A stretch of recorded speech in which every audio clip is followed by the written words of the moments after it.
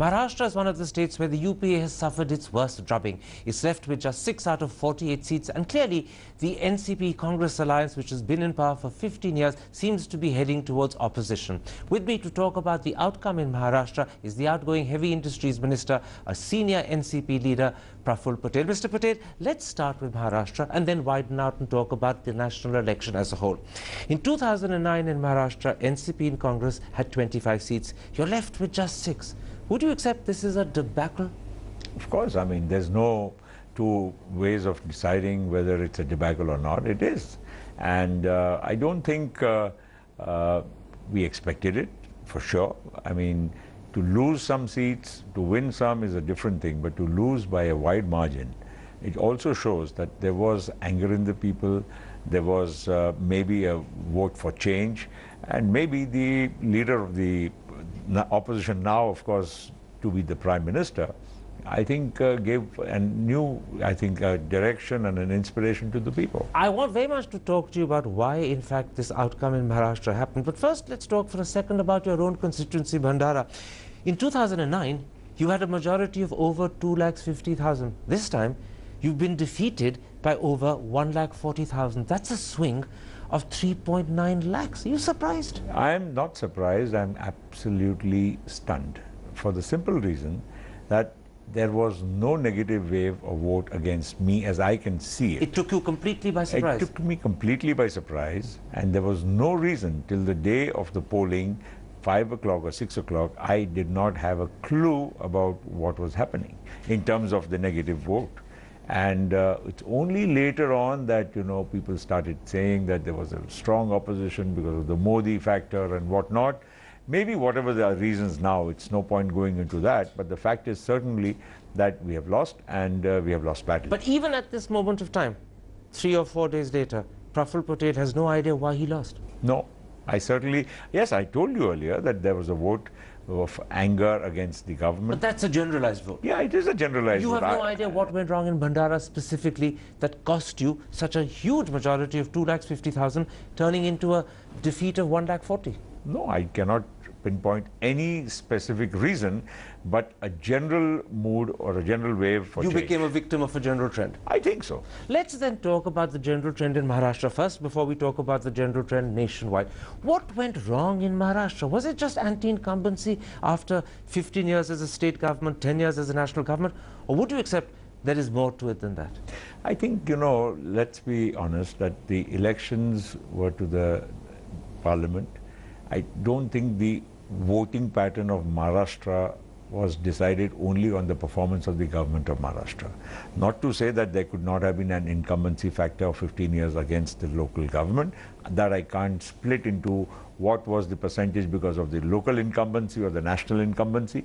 But the fact is that because it was the general election to parliament, I would like to also, say this, that, even before the election started, I think there was certainly a sense of negativity, in a way conceding defeat to an extent.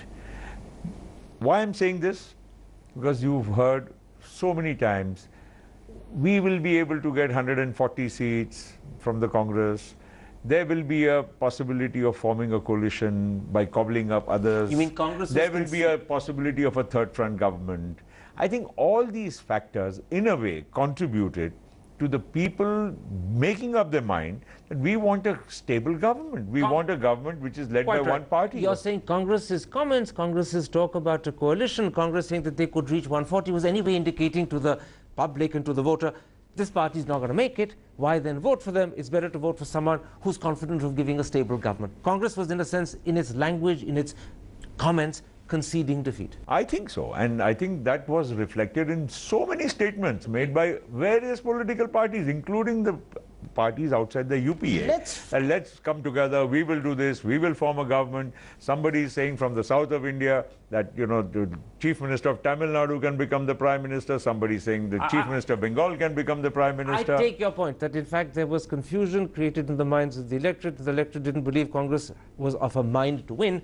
It seemed as if Mr. Modi was the only likely winner. But before we come to the national picture, I want to focus for a while still on Maharashtra. I want to bring up 2 or 3 specific things that perhaps in Maharashtra contributed to what you agree was a debacle. For instance, did the taint of Adarsh, a corruption scandal that involved 4 former chief ministers, 2 ministers of state, a chief secretary, 3 additional chief secretaries, several senior officials, did that taint of corruption hobble you? You failed to fight it, and do you think you've paid a price for it? Well, at least in my constituency, I could not sense that at all. But across the state? But across the state also. I don't think it was Adarsh as a specific issue which engaged the people. Otherwise, Ashok Chavan wouldn't have won. The point here is simple, that there was a mood for change.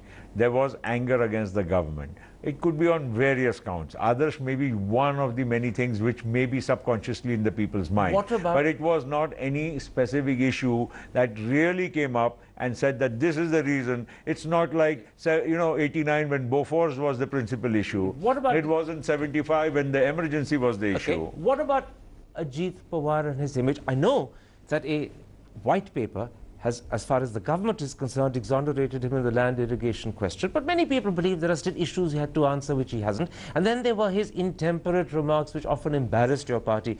Was Ajit Pawar a factor in ensuring you lost seats? I don't think so. It's, see, as I said, no specific reason. Maybe a culmination of many factors led to the debacle. What about? It's not a specific issue about a individual having said a particular thing, and that I'm very clear about. What about Prithviraj Chavan's leadership? Many people felt he was slow to take decisions. He was sometimes even indecisive. Often he lacked assertiveness. Your own party has been often critical, both privately and publicly, of Prithviraj Chavan. Did his lack of assertive leadership create the wrong image, and did that cost you? See, there's 2 ways of looking at it. On one side, the entire media says Prithviraj is a nice guy, he's very clean, honest, and he's really changed and, improved things there. That's one side of the story. The other side is that, yes, the government, which needs to be proactive, to be, on its feet and running and, answering and addressing issues immediately, maybe there is a time lag which is not to the people's liking. So I agree, but I still feel, and I say this very, very categorically, that I don't think that the reflection of the state government was the principal issue in deciding the election It results. was national factors that cost you your seats in Maharashtra, not the image of what was happening either to the state government. Maybe a percentage of it could be, but it's not the only reason. You have state elections in October. Do you think there's any possibility of the NCP-Congress alliance winning a 4th term, or do you now concede that after this parliamentary outcome, you know you're going to lose power in Mumbai as well? No, absolutely. This would be wrong to assume that just because what's happened in Delhi is going to repeat itself in Maharashtra. You really believe you can win again? Yes, of course. I mean, let's be very honest, Karan. It's a very simplistic view. It's like saying 1 + 1 = 2. Usually it is. Usually it is. Yeah, it should be, but not in politics. Okay. Because, you see, at the You're moment... hoping 1 + 1 is 11. No. The anger of the people at this moment was for different reasons. And I'm sure no person's anger remains constant. He also, one looks forward, one thinks, and there would be many positives which could, turn around. I'm not trying to say that it's going to be easy. I'm not trying to say that, it's a cakewalk. But yes, you can't rule it out. Anger sometimes requires a sacrifice to appease it. Do you think the time has come to change the chief minister? If you're going to give yourself a chance in October, that's just 5 months down the road, do you need a new man at the helm, more decisive, more assertive? Your party, in private and often even in public, is now saying you need a new chief minister. See, the chief minister, if the Congress wants to change, it's their problem. You're the ally. No, but yes. And you have more seats in the parliamentary level. I only want to say that the only issue which needs to be decided right now is how do we go forward in the elections? Do we fight as a one unit in terms of trying to, cement all the differences, bring everybody on the table and start working from today and not waste any time? Can that be done behind Prithviraj Chavan, or do you need a new leader to cohere behind? Listen, both ways, if you look at it, there is no solution by just changing the chief minister.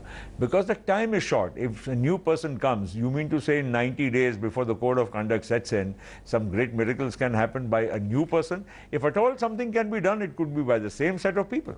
But the question is of intent, and I think this is a great wake-up call for all our friends in Maharashtra. Let's now come to the national election, where the UPA had 262 MPs collectively, you're reduced to just 59. Once again, would you accept, even at the national level, like what happened in Maharashtra, this is another debacle? Of course it is a There's debacle. no doubt about it. Oh, there's no doubt about it. I mean, at the end of the day, when you've been reduced to these numbers, I mean, what can you say? Did you think it would be as bad as this? Well, I don't think it was looking so bad, at least on the face of it. And I certainly would have given at least another 50, 60 seats to the UPA, if not more. At least 50, 60 more? More, had I assessed it on the basis of what we were seeing during the campaigning of the elections.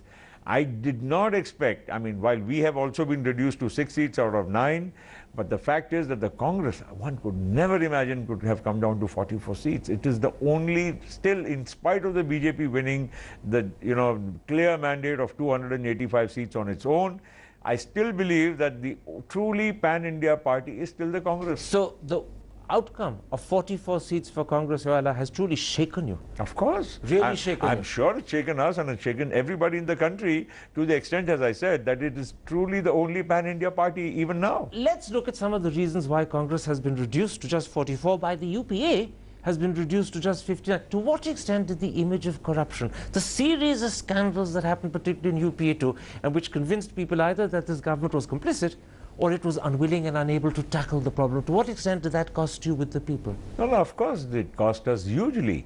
We didn't really go out to explain our position. I'm sorry to say, I mean, a lot of people have been criticizing the Prime Minister. I would also chip in to an extent, but I also feel that the Congress party and the Prime Minister could have all come out with clear communication. You see, the 2G was not a policy failure, it was only a policy implementation failure. Look at his explanation. He talked about coalition compulsion, suggesting complicity or ineffectiveness. But that is wrong. I don't agree with that viewpoint. In fact, if you remember that the whole political process in UPA 2 broke down, it was only reduced to the Congress party thinking that they are the sole custodians of the government. Mr. Sharad Pawar and myself, we had even voiced our differences. We had not attended a few cabinet meetings, only to register a point. We were not walking out of the UPA. But that point wasn't registered in the end. No, but it didn't, unfortunately. That, while the political dialogue started in bits and pieces, and eventually again went back to the same old story. Was it Congress arrogance or stubbornness? What was the problem? Well, I don't know. I can't say. But all I can say is that we were never part of a political dialogue. I can understand we may not be big party. We cannot be the, calling the shots on everything. But of course, we all needed to be involved in the process. In fact, UPA 1, whether Congress likes to admit it or not, but they certainly had a much wider range of consultation. Then even the left and UPA 2, unfortunately, we were all reduced to just being bystanders by whatever the government chose or the Congress did. A very important thing. You're saying either the arrogance or the stubbornness of Congress, which reduced critical allies like the NCP to bystanders, meant that, in fact, your input wasn't listened to. Congress behaved as if they were the government on their own, and their own inability to handle 2G or the bigger image of corruption cost all of you collectively this election. Why didn't the JPC be agreed upon in the beginning? I think if the JPC, which was something where the entire dialogue with the opposition collapsed for the whole term of Parliament. And they held up the JPC for one whole session. Yes, if the JPC would have been agreed to then, I don't think the Parliament's functioning would have come to the standstill it had for the next 4 years. Who do you blame? The Prime Minister, Sonia Gandhi, or advisors around Sonia Gandhi who misled her? Well, I can't say for who was at fault, but collectively that was the end result. And as I said, there was no political dialogue amongst us as to decide what should be the right way forward. When you made these points clear, either to the Prime Minister or Mrs. Gandhi, what response did you get? Well, where was the question of making it clear? We've never been having a chance to make it. They wouldn't even meet you? No, of course we used to meet, but we were never having a political dialogue. So we were limited to our limited agenda of going and talking about our own work. There was no political dialogue between the Congress and its critical allies? Not on matters which concern the nation. Which not on matters which concern the larger functioning of the government. Certainly to the limited extent of what was our role, defined role, Mr. Pawar's role in the government, yes, to that extent. But when you talk of larger political process, I don't think we were part of the larger political process. They didn't treat you as allies. It sounds as if they treated you as subordinates. No, I'm not going to use the word which you are using, but I certainly feel that they could have engaged with us much more meaningfully. There's another aspect of the government's image that many believe cost this government dearly. The belief that the Prime Minister was weak, that he was slow to make decisions, that he was submissive to Sonia Gandhi and Rahul Gandhi. The whole episode of the ordinance when Rahul said it should be trashed and torn up sort of characterized how the Prime Minister, even sitting abroad, was not treated properly by the Gandhis. Did that cost you? The Prime Minister's weakness and submissiveness, the fact that the Gandhis called the shots he didn't? I have said it earlier, and I have no hesitation saying that now, that the entire ordinance issue was completely mishandled. It could have been handled with more finesse, grace, and also the Prime Minister's reaction should have been much more, I would say, more forthright, to be able to put every, the issue firmly on the table, rather than, everybody felt, what is happening. Is the government in control? Is it not in control? Is the Prime Minister doing what he should be doing? I mean, several questions got raised, but it was not only in the ordinance issue. I think over a period of time, that impression got built up. He's a fine man. I have the highest respect for him. I've worked with him for 10 years. I can't be complaining about the man and his, ethics and the way he treats his, colleagues. But at the same time, I really don't know why, I'm sure, and I can admit that this entire UPA 2 has been a failure of communication. But also a failure of leadership. Assertive, strong leadership which the country wanted, which it expected from the Prime Minister, simply wasn't there. But Karan, that is exactly the point, that you see, these are the issues which the Congress party dealt with it on its own, where we as allies had very little role, and we didn't have any process where even our minor consultation process would have been useful, was never adopted. Did either you or Mr. Sharad Pawar ever approach the Prime Minister and say you need to be more assertive, you need to create an image for yourself as a leader which is missing because it's going to cost all of us? Did you ever have that discussion? You see, these issues cannot be discussed by us. At the end of the day, he is a nominee of the Congress party. He may be the Prime Minister, of course, for the whole country and for us, but in a political process, I think we had very little say. So these thoughts went unexpressed?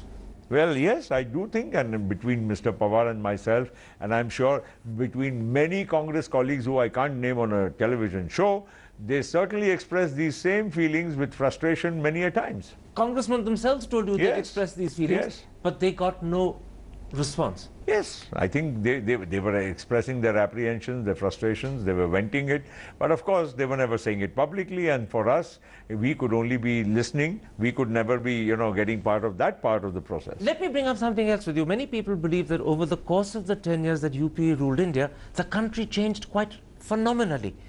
But Congress and perhaps the policies of UPA failed to recognize and respond to that change. As a result, you continued with right-based entitlement, whereas the country had wanted empowerment and material gain. Was there a sense in which the country changed and your government and its policies were out of sync and out of date? Well, I think, Karan, the government did exemplary good work. There's no doubt about it. People may, at the end of the day, it will be all judged in history. You just can't limit it to a 2G or a CWG, which eventually time will prove how much is a scam and how much is the loss to the government. All these things, have been blown out of proportion. But the fact is, yes, it left a bad impression in the people's mind. But I would like to say that certainly, that on many of these entitlement issues, they haven't really, like the right to food. We passed it with so much of, noise and song and whatever, but we really didn't get any benefit out of it at all. Neither has Narega has benefited us the way it should have benefited us. Neither many of the schemes, including, I would say, that any government, including the new government, I can only give one piece of advice, that if you want better governance for the country and not for a political party to gain or lose, I think even the RTI needs to be amended suitably, so that at least people, I'm not saying it shouldn't be kept, but it should be amended suitably. You're making a very interesting point, although you've made it only in passing, that the rights-based policies didn't yield the benefit, particularly the political benefit you were hoping for. Maybe policies that were more directly targeted at empowerment and giving people material gain would have brought you better results. Well, look at UPA 1. We gave the interest waiver, interest subsidy for the farmers. We gave the farm loan waiver to the farmers. I think those schemes directly went to the beneficiary, and probably people responded and reacted far, far more positively. One other question. At the end of the day, this election was in fact perceived as a contest between Narendra Modi leading the BJP and Rahul Gandhi leading the UPA. He may not have been the direct announced official prime ministerial candidate of the UPA, but he was the face of the UPA as far as the world was concerned. Or would you accept the comparison between the two went decidedly in Modi's favor? Rahul simply didn't match up. He always looked the second. I always felt that if Rahul Gandhi would have been projected, there wouldn't have been this, I would say, the kind of disconnect with the people, because people were on one side seeing Rahul Gandhi as the face and yet not being announced as the Prime Minister. So he should have been formally projected. I think it would have been far more better. I don't know what the results at the end of the day would have been. It maybe would have been same, maybe would have been better for the Congress. That's a different thing. But do you think he has it in him to be Prime Minister? Has he got the qualities of leadership that the country recognizes? Most people feel that in fact he's a nice guy, he's got appealing dimples, but he hasn't got political sound common sense. He isn't a politician. Well, he's been in Parliament for 10 years, and I'm sure he's Loads of people have been in Parliament for 10 years. And he's born into a political family, and I'm sure he has a lot of people to give him sound advice.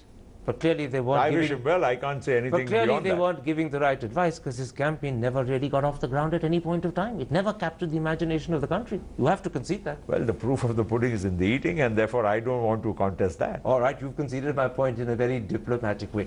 Let's look briefly to the future. How long will the NCP Congress alliance last? How long will NCP continue to be part of the UPA? Well, I don't think, success or failure should alter equations. We have been part of the government for 10 years. And tomorrow, if we are out of power, which doesn't mean that, we leave our friends and allies. It's not done in politics. Of course, there are many situations in politics which come and go and change, many equations. It's not that it's never happened in the past. But it won't happen in this instance? But I don't think there is any necessity for NCP to rethink about its position vis-a-vis the Congress. I'll tell you why I asked, because what did Mr. Pawar mean when yesterday he suggested that he was wondering whether he'd be invited to Mr. Modi's swearing in, and he also said that he was the only UPA leader who had a line of communication to Mr. Modi, and people wondered, is Mr. Pawar finding a clever, subtle way, and he's a master of subtlety, a clever, subtle way of moving across? Not at all. I see, communication with Mr. Modi is not something which should be perceived as, there's some political game behind it. I mean, I'm sure Mr. Pawar speaks to Mr. Modi if need be. I can speak to Mr. Modi. I know him so well. I have spoken to him on so many occasions. But behind the speech, is there an attempt to quietly move across? No, there is no move. You ruled it out completely? No, we have fought against the NDA, against Mr. Modi. We are victims of... Stranger things have happened in the past, and I'm asking you once again, is there any possibility that you will cross over and join the NDA? No, I don't think so. Don't think so? No, I'm saying no. Categoric? Yes, categoric. No, unequivocally, full stop. Why are you getting into such, situations when I'm saying that we are not... Because the smile on your face suggests something else to the words you're using. No, this was in context to an earlier question when you said that should we have spoken to Mr. Modi or not? Of course we know Mr. Modi. We will continue to talk to him. He's going to be our Prime Minister. We're going to be in Parliament. We're going to be meeting him on many occasions for many things. Two quick questions before I end the interview. First of all, what is your view of Mr. Modi, who now has 282 MPs behind him from his own party, and with his allies 336? What's your view of Mr. Modi and the Prime Ministership that begins on Monday? Well, I wish him well. I hope good things will happen for our country, irrespective of whose government it is. Ultimately, the country is primary, and it has to move forward. It has to, because we have a huge number of aspirations of our own people which have to be met.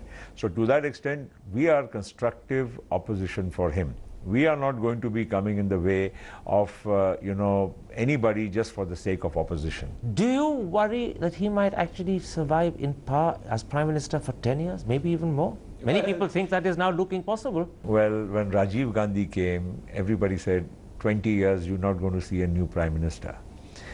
I am not trying to. When Narasimha Rao came, everybody said, he's unwell, he's going to be there for 6 months as a caretaker and somebody else will take over. When Vajpayee lost in 2004, India was shining and everybody thought that the next 5 years was Vajpayee. So who knows what the future holds? So while I wish Mr. Modi well, I have no prediction, I can't give a prediction for his... My last question. Can Congress or the UPA, and I'm saying UPA on purpose because you're saying you're sticking with the UPA, can Congress or the UPA return to power in 2019 with Rahul Gandhi the way he is today, or does he need to reinvent himself comprehensively before you people have a chance of coming back to power? Well, I don't want to give any statement about Rahul Gandhi. All I can say is, if BJP from 2 in 1984 came to power 10 years later, any political party, however down in the dumps, can... 14 years later. You've seen Jayalalitha wiped out and come back to power. You've seen many political leaders in our country being wiped out, and you never had heard that, you know, they could come. Chandrababu Naidu is a classic example in the current time. 10 years ago he was king, 10 years he was in the dumps, and now he's back again. Never say die, in other words. Yes. Thank you, Karan. Thank you very much indeed. Thank you.